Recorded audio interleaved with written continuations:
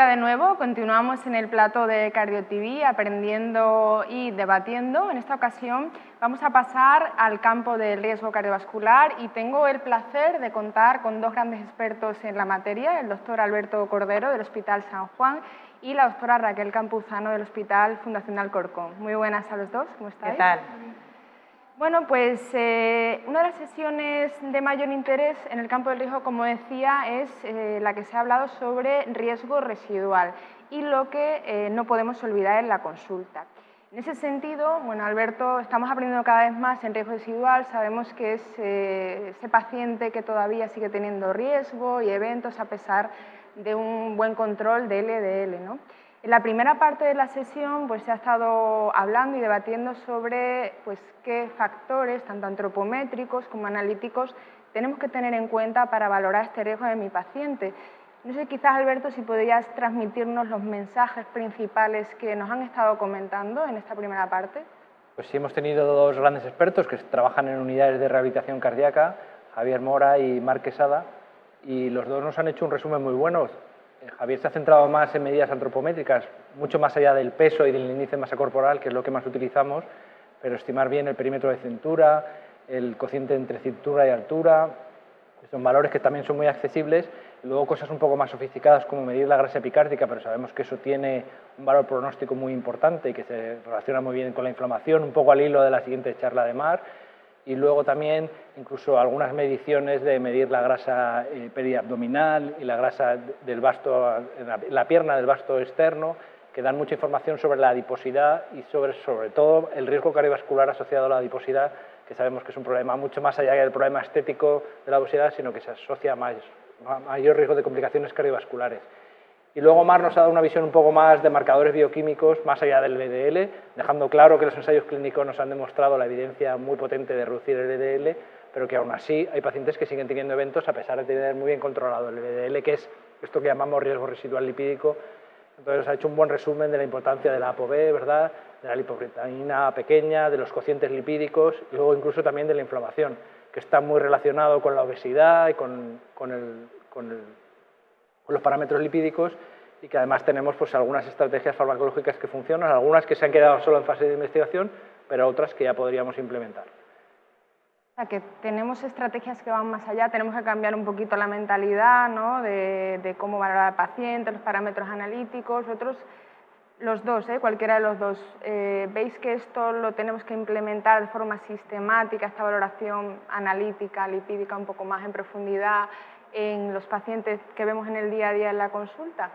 Cualquiera, si quieres, Raquel, ¿cómo lo hacéis vosotros, por ejemplo? Bueno, ya sabéis que nosotros siempre decimos lo de que el riesgo hay que valorarlo de forma global y que no nos podemos, en este caso, solo quedar, por ejemplo, con el LDL, ¿no? Ya las propias guías te dicen que si puedes miras colesterol no HDL y ApoB, que no todo el mundo dispone de ApoB, y LPA al menos una vez en la vida.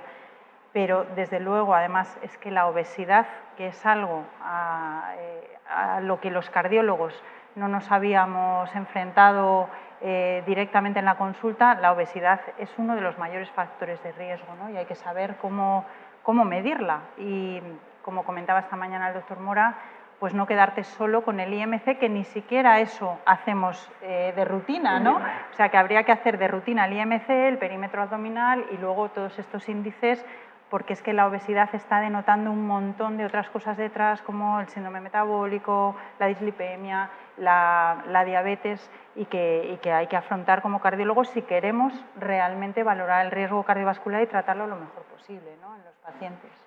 Claro, de hecho, el riesgo residual, al fin y al cabo, es ir mucho más allá de simplemente el objetivo de presión arterial y el LDL, ¿no? Muchos pacientes siguen teniendo eventos. Les decíamos, bueno, esto puede ser una causa genética y tal. No, pues realmente hay que reflexionar porque muchas de las cosas las tenemos delante, son fáciles de medir, ¿verdad?, son accesibles a la práctica clínica, no hay que quedarse con la idea de que esto es un biomarcador que hay que hacer en un laboratorio. No, realmente la idea de este simposio era mostrar que en la práctica clínica podemos hacer una valoración global mucho más extensa y cambiar un poco nuestra actitud, ¿no?, que es lo importante, ver que el paciente, aunque parezca que está bien controlado, no lo está. Podemos ser más agresivos o debemos ser más agresivos o centrarnos en otras cosas, y sabemos que eso le aportará más valor y mayor prevención. Está bien controlado, ¿no? Por no decir las cifras de control lipídico que tenemos, que son muy bajitas, pero si conseguimos que esté bien controlado, no quedarnos solo en el objetivo de LDL, ¿no?, en los lípidos, sino en más allá. Bueno, pues yo creo que el mensaje es claro, ¿no? Que tenemos que ir un poquito más allá y con parámetros que tampoco suponen hacer cosas que no están al alcance de cualquiera de nosotros en la consulta, la mayoría de ellas. Y la segunda parte de la charla también es un tema que está cogiendo mucho protagonismo en los últimos años y es un tema muy apasionante, pero que yo creo que todavía, ¿no? En el mundo de la cardiología pues nos estamos incorporando y es la cardiología ambiental. Sabemos que la contaminación tiene un impacto, claro, en eventos cardiovasculares y yo creo que ahora poco a poco pues estamos empezando a ser mucho más conscientes de ellos. Raquel, no sé si puedes contarnos qué tiene que saber un cardiólogo de cardiología ambiental.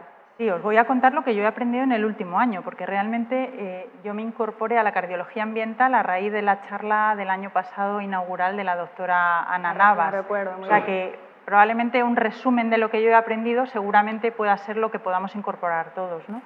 Y lo primero es saber el impacto de la contaminación, que realmente es tremendo.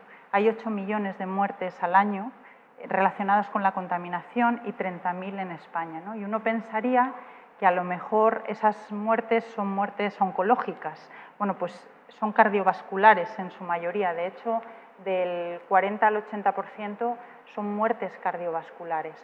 ¿Y por qué? Pues porque la contaminación o los contaminantes ambientales lo que hacen es directamente llegar vía respiratoria o bien vía digestiva al torrente circulatorio y empeoran nuestra vasculatura, la inflaman, la trombosan, la vasoconstriñen, es decir, promueven la aterosclerosis. De hecho, ya se ha relacionado con fenómenos celulares e incluso genéticos de cambio. O sea que esto no es solo una moda cool, lo de que hay que tener menos contaminación, sino que realmente impacta claramente en el sistema, sobre todo cardiovascular. De hecho, 1 de cada 4 eventos cardiovasculares se deben a la contaminación ambiental, ¿no? Pero hay bastantes cosas que podemos hacer que seguro que me vas a preguntar. Desde luego que sí, porque los datos son interesantísimos. Yo recuerdo también la charla del año pasado de Ana, que a todos nos quedó pues, muy interesados por el tema y todo lo que se ha empezado también a trabajar este año, que luego si quieres también puedes hacer mención a ello desde la Sociedad Española de Cardiología, ¿no? Con el proyecto SECFED Verde en este ámbito. Y pues sí, efectivamente lo que te voy a preguntar, que con todo esto que estamos empezando a conocer, el riesgo, lo que supone, lo que impacta, ¿qué hacemos a partir de ahora con todo esto? ¿Qué podemos hacer? Pues de todo menos quedarnos parados, ¿no? Lo primero que hicimos a raíz de la charla del año pasado fue reunirnos y gente que ya era muy experta en el tema, junto a otros que simplemente estábamos interesados, pues formar un grupo de trabajo que es lo que ha derivado en SECFED Verde, que animo a todos los que nos estén escuchando a seguir al grupo, porque realmente es que son cuestiones y datos que os van a interesar a muchísimas personas, ¿no? Y desde la SEC se pueden hacer muchas cosas. Ya se han hecho en este congreso, de hecho, gestos muy interesantes, ¿no? No tenemos plástico alrededor, llevamos identificativos de algodón también sin plástico, no se han utilizado manteles en las comidas, todo lo que no se utilice se va a generar para compost, se han utilizado proveedores locales para evitar al máximo los transportes, o sea que todos esos gestos van a contar como sociedad. Aparte, la sociedad española se unió a la Alianza del Cambio Climático, que es un documento muy interesante que podemos luego dejar a todos los que nos escuchen, para saber cómo el cambio climático impacta en la salud e intentar paliar todo eso. Eso como sociedad. Como cardiólogos, ¿qué podemos hacer?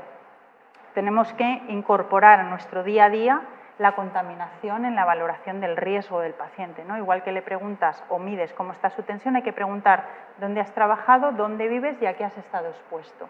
Y también tenemos que recomendar a nuestros pacientes, a partir de ahora, igual que se hace con los alérgicos, hay exceso de polen estos días, bueno, pues hay exceso de contaminación que ya cada vez se sabe más, ¿qué medidas puedes tomar? ¿Y qué medidas podemos tomar tanto como pacientes como cada uno de nosotros? Bueno, pues desde luego, aparte de tener una dieta sana, antiinflamatoria, hacer ejercicio físico, las mascarillas nos pueden proteger de días de mucha contaminación. Hablábamos en el simposio que las FFP2 protegen de las partículas pequeñas, que son las que más frecuentemente provocan los daños vasculares, y también los purificadores de aire, aunque hay muchísimo también interés comercial en este sentido, pueden reducir hasta el 50% las partículas. O sea que tenemos muchísimo que hacer, pero podemos hacer muchísimas cosas.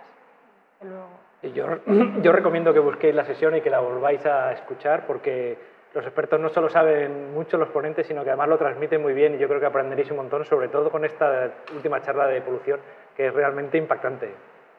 Pues sin duda alguna, desde luego hay que revisar la sesión como dices, y nada, muchísimas gracias a los dos por el gran resumen que nos habéis hecho, lo que nos habéis aportado, y nada más. Yo creo que el mensaje está claro, todavía estamos haciendo cosas, pero podemos hacer mucho más, tanto en riesgo lipídico como con el tema de la contaminación ambiental, y nada, seguiremos trabajando y aprendiendo en ese sentido. Muchísimas gracias a los dos y a seguir disfrutando del Congreso.